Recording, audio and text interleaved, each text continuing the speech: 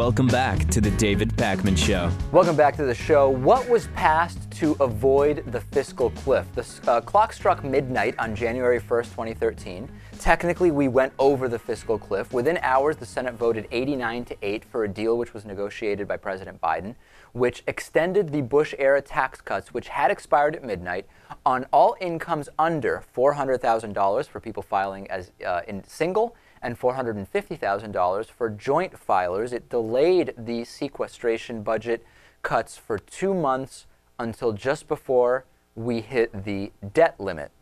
What else was included? Well, it also included a 1-year extension of emergency unemployment insurance, tax credits that help the poor, and green energy development. So I have to tell you, I think that this, okay, fine. I think it's good to extend the tax cuts for people making under $400,000 a year. I think probably it should have been more around $300,000. I'd say I would have found to be a little bit better. I don't think it's terrible that it's $400,000. Okay.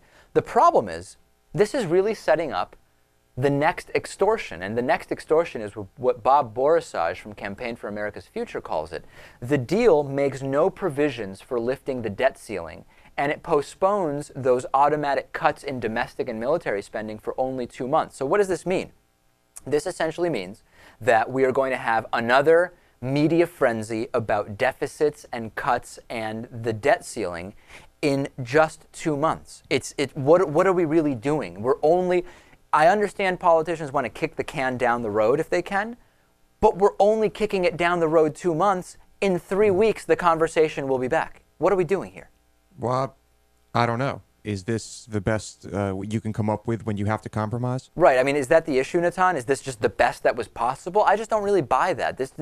There's a lot of problems with this deal. Well, it's important to say that half of the issue, the tax issue, was settled permanently, unless it's then changed, but it is a permanent change. Right. What wasn't settled and is kicked down 2 months down the road is the whole spending side of it. So yeah, hopefully they'll come up with a permanent solution. I mean, you already know my opinion. I think this whole thing is a distraction from what's really going on in the economy in terms of slow growth. But right.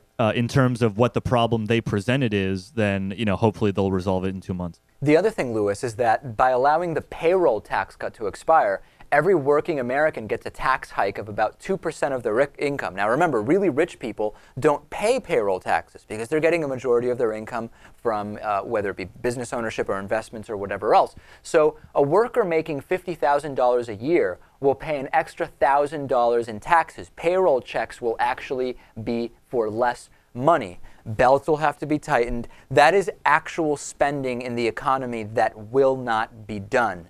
Much different than increases in taxes on the very rich, which we got some of, I understand, which essentially are far less stimulative to the economy. That's what we got. Right. So I think this is just something to please people temporarily. And a lot of people aren't even really that pleased, particularly those who now have 2% less in their paychecks. The deficit distraction will be back. We're going to keep following this.